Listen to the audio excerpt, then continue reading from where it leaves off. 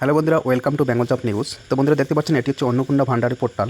তো এই পোর্টালের মাধ্যমে কিন্তু আপনারা যারা যারা অ্যাপ্লাই করেছিলেন অনলাইনে তাদের কিন্তু আগামীকাল 1 জুলাই অন্নপূর্ণা ভান্ডারের টাকা কিন্তু অ্যাকাউন্টে ঢুকে যাবে। এই প্রসঙ্গে আমাদের রাজ্যের মুখ্যমন্ত্রী শুভেন্দু অধিকারী কি বললেন দেখুন। আগামীকাল 1 জুলাই 1,51,00,000 অন্নপূর্ণা যোজনায় 3,000 করে টাকা অ্যাকাউন্টে ট্রান্সফার করব।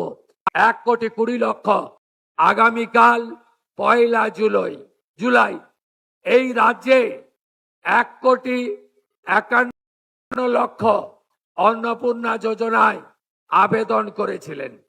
আমরা স্কুটিনি করে প্রায় 1,20,00,000 বেশি দিদি আর বোনের নামকে আমরা নথিভুক্ত করতে পেরেছি। এদেরকে আগামীকাল আমরা 3,000 করে টাকা অ্যাকাউন্টে ট্রান্সফার করব।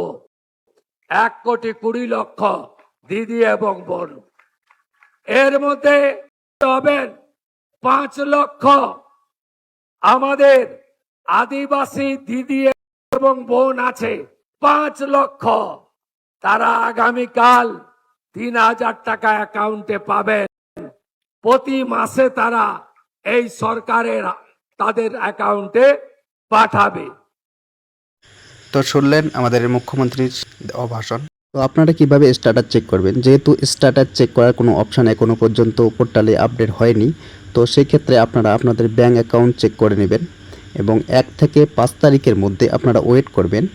যেহেতু কালকেই থেকে প্রথম টাকা অ্যাকাউন্টে ঢোকা শুরু হবে, সেক্ষেত্রে আপনারা একটু ওয়েট করবেন এবং আপনার যে ডিবিটি লিঙ্ক রয়েছে, যে ব্যাঙ্ক অ্যাকাউন্টে ডিবিটি লিঙ্ক রয়েছে, সেই ব্যাঙ্ক অ্যাকাউন্ট কিন্তু আপনারা চেক করে নেবেন এবং ব্যাঙ্ক পাসবই আপডেট করবেন।